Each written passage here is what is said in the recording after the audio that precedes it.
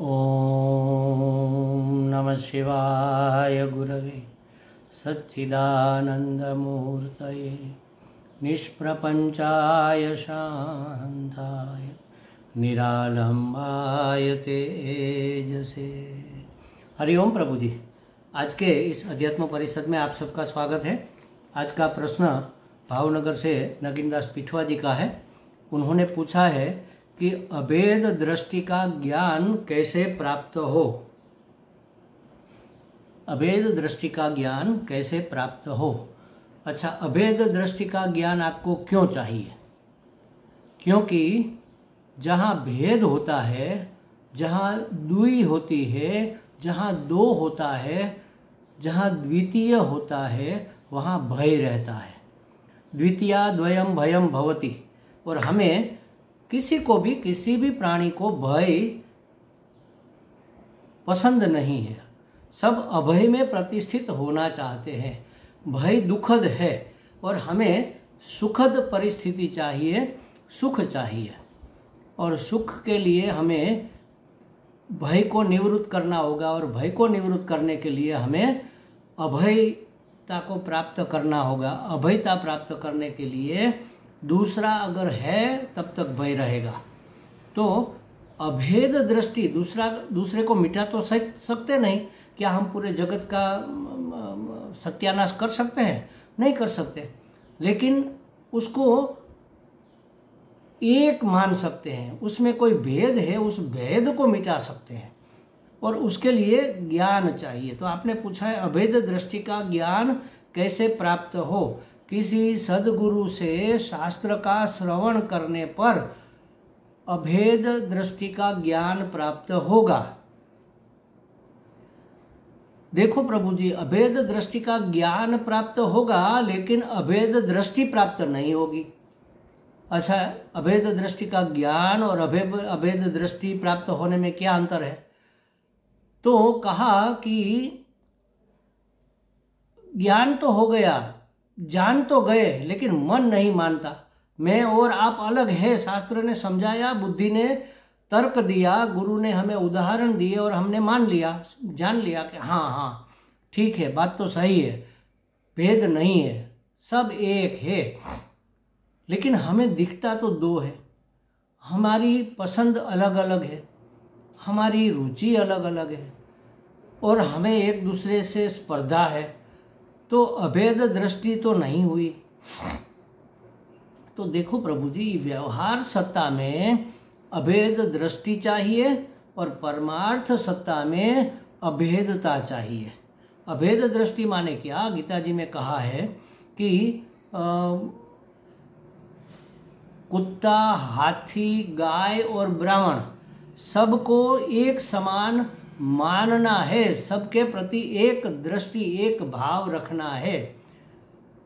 समदर्शिनः, ऐसा कहा। उसके लिए एक शब्द आया समदर्शिनः, समान दर्शन करना है उसमें।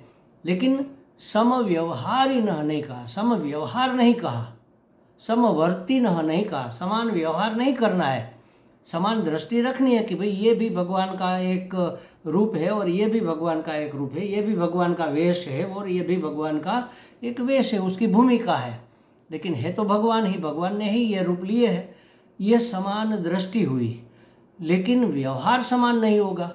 गाय को गौशाला में रखेंगे, कुत्ते को दरवाजे पर रखेंगे, ब्राह्मण को घर में आकर लाकर दीवान खंड में बिठाकर उसकी पूजा भी करेंगे, उसको भोजन भी कराएंगे, उसको पवित्र मानेंगे, उसको दंडवत भी करेंगे।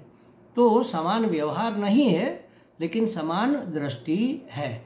तो अभेद ज्ञान पुस्तक पढ़ने से तो प्राप्त हो जाएगा।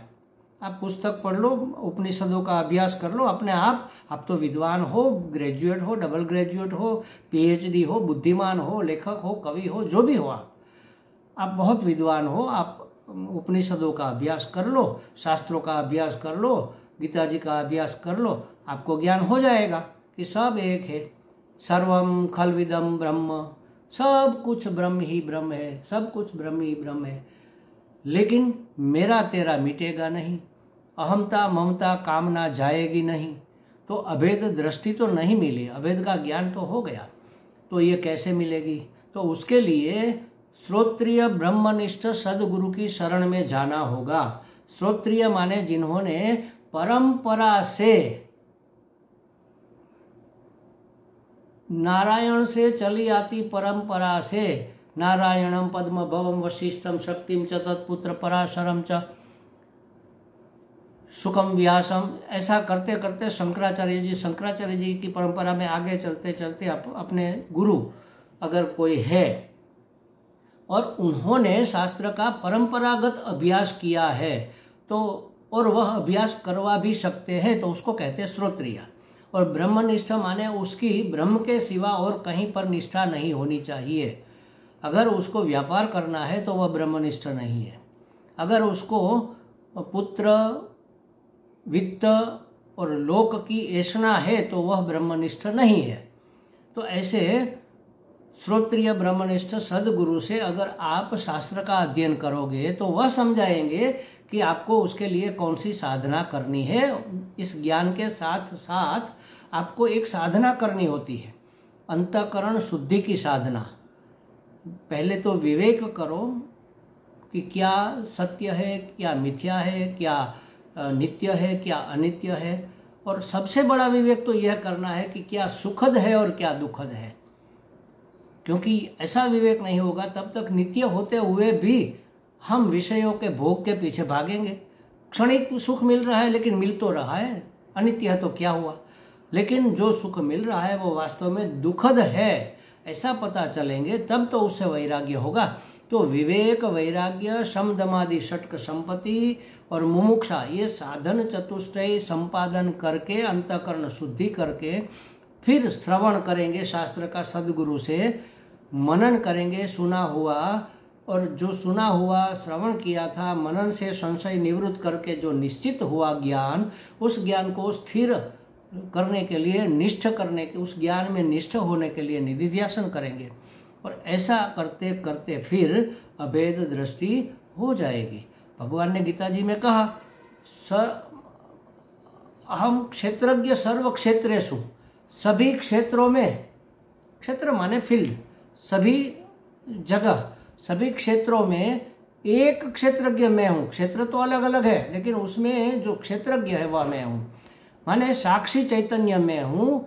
सब साक्ष्य भले ही अलग हो, सबके अंतःकरण भले ही अलग हो, लेकिन सबके अंतःकरण में चित्त छाया के रूप में अभिव्यक्त परमात्मा मैं हूँ। तो चैतन्य में एकता देखनी है, अधिष्ठान में एकता देखनी है, अध्यारोप में एकता नहीं देखनी है। उपाधि में एकता हो नहीं सकती। उपाधि को धारण करने वाला जो परम चैतन्य है उसमें अभेद है। सर्वम खल्विदम ब्रह्म, सब ब्रह्म है। इसके लिए पहले तो हमें भक्ति का, भगवान का स्वीकार करना होगा।